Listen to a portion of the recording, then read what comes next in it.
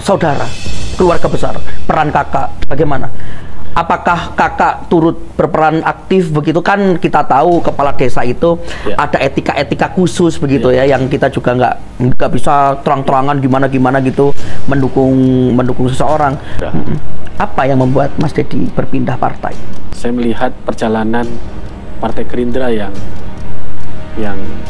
terus naik. Saya memilih Partai Gerindra ini bukan tanpa alasan. Seberapa besar faktor Bunda Indah dalam proses pemindahannya Mas Dedi dari Hanura ke Gerindra itu? Dan yang terpenting kepada masyarakat harus selalu dekat. Iya sih, benar. Itu berarti lolos di periode awal itu berapa suara, Mas Dedi? Pada waktu itu 2014 ya, 3.200 sekian lah. Itu udah bisa lolos ya? Lolos sudah waktu itu. 3.000-an, oke. Dulu itu 5 kecamatan ya? Iya. Jadi 5 kecamatan, periode pertama itu 3.200 sekian lah. Bagaimana peran saudara, keluarga besar, peran kakak bagaimana? Apakah kakak turut berperan aktif begitu? Kan kita tahu kepala desa itu ada etika-etika khusus begitu ya, yang kita juga nggak bisa terang-terangan gimana gitu mendukung seseorang. Tetapi apa yang Mas merasa terbantu dengan keluarga besar Mas? Ya tentu semua, saya mungkin ya juga Mas Ciko mungkin bisa seperti ini itu kan juga karena orang tua ya. Bener ya Mas ya. Orang tua itu pasti menginginkan anaknya sukses, dan orang tua itu pasti memiliki sebuah investasi sosial yang iya benar. Nanti anaknya itu akan yang insya Allah yang akan meneruskan, kan begitu ya. Berbicara soal strategi politik pada waktu 2014, tentu peran keluarga, orang tua sangat besar. Kakak saya pada waktu itu kepala desa, ya memang kepala desa tidak boleh benar ikut kampanye aktif. Nah, tetapi saya pada waktu itu punya modal. Masyarakat desa Kutornon yang sangat dekat dengan keluarga saya, sangat dekat dengan kakak saya. Kemudian saya maksimalkan kesempatan itu untuk meminta izin dan doa restu pada masyarakat. Yang pertama masyarakat desa Kutornon. Nah, memang alhamdulillah masyarakat desa Kutornon yang mati-mati ya, sepertinya mati-matian semua itu mereka itu ya, mendukung semua. Paling dominan ya. Di 2014. Saya tahu ketika waktu Bunda kampanye ya, waktu ya sebelum pilkada ini, ketika kami datang ke Kutornon itu gila itu ya. Semua itu seperti dalam satu komando utuh gitu mendukung kakak tercinta gitu ya, mendukung Pak Inggi begitu. Apa yang membuat masyarakat desa Kutornon itu sebegitunya kepada kepada Pak Inggi, kepada keluarganya Mas Dedi, ke Mas Dedi juga begitu? Hal apa yang Mas Dedi pernah merasa begini nggak? Hal besar apa yang pernah dilakukan oleh Mas Dedi dan keluarga kepada mereka? Kok sebegitu cintanya mereka ke Mas Dedi? Ya, tentu kalau berbicara masyarakat, yang paling dekat adalah masyarakat desa sendiri. Mulai dari orang tua, kemudian kakak saya, bahkan bukan hanya yang kepala desa, tapi semuanya. Dan masyarakat desa Kutornon itu memang masyarakatnya, karakter masyarakatnya itu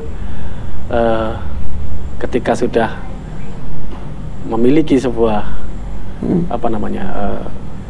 calon ya, mereka akan kompak. Iya, kompak banget mereka tuh ya. Mereka akan kompak dan mereka tidak mudah terprovokasi untuk yang lain. Dan itu potensi yang menurut saya luar biasa di desa Kutornon.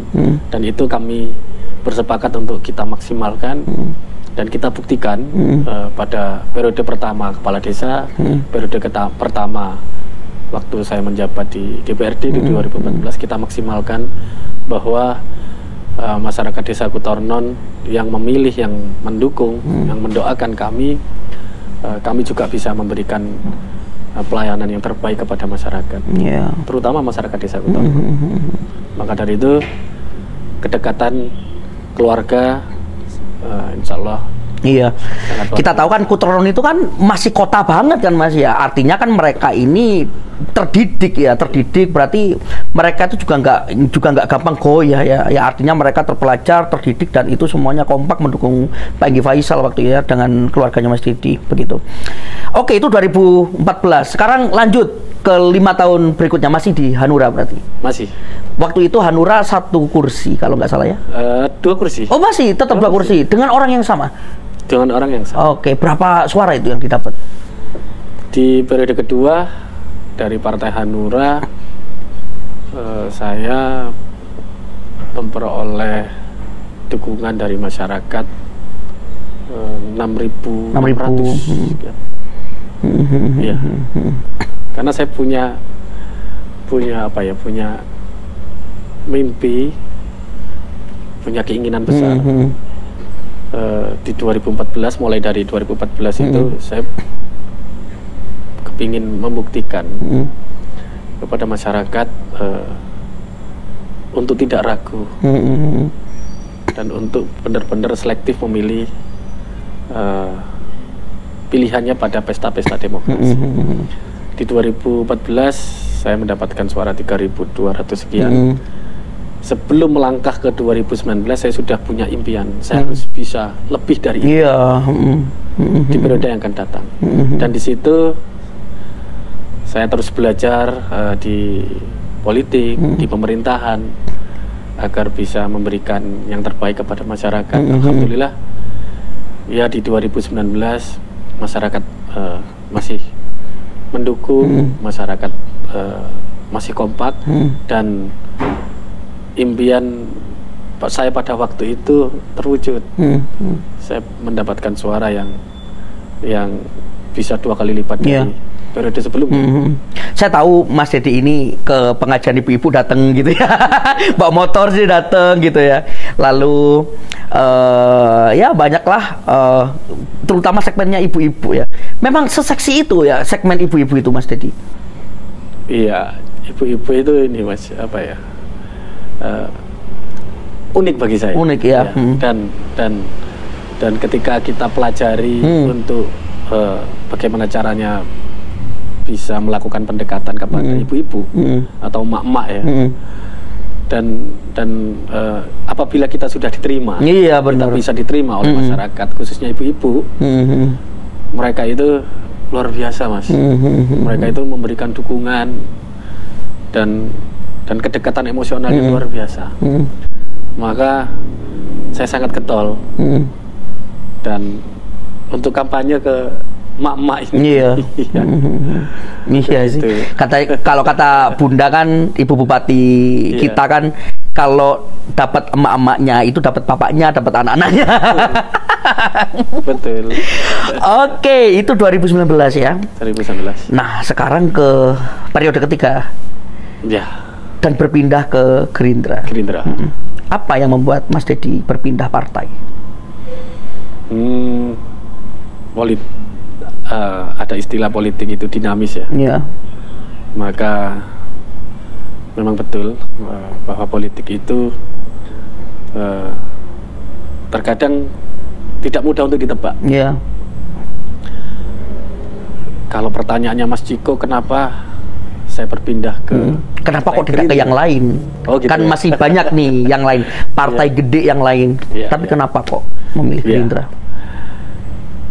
Saya kira partai Gerindra itu partai yang paling mudah diterima oleh masyarakat, di seluruh elemen masyarakat, apalagi pemudanya.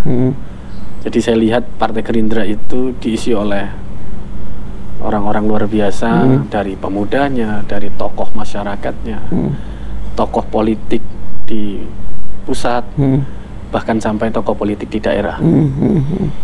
Dan saya melihat perjalanan partai Gerindra yang terus naik. Iya benar sih. Iya kan, terus naik. Dan ini menjadi tren yang luar biasa. Artinya Partai Gerindra itu sangat dekat dengan masyarakat dan mudah masuk ke masyarakat. Makanya masyarakat tidak ragu memilih Partai Gerindra, baik yang Gen Z, milenial atau tokoh masyarakatnya, atau yang mungkin masyarakat yang nasionalis, bahkan yang religius, itu bisa masuk di Partai Gerindra. Maka dari itu saya memilih Partai Gerindra ini bukan tanpa alasan. Dan yang luar biasa, Partai Gerindra memiliki tokoh yang luar biasa yang saat ini menjadi presiden kita. Dan ini menjadi kekuatan yang luar biasa di Partai Gerindra. Di Kabupaten Lumajang juga sama. Kita juga memiliki tokoh yang berpengaruh, tokoh yang luar biasa yang saat ini menjabat sebagai bupati.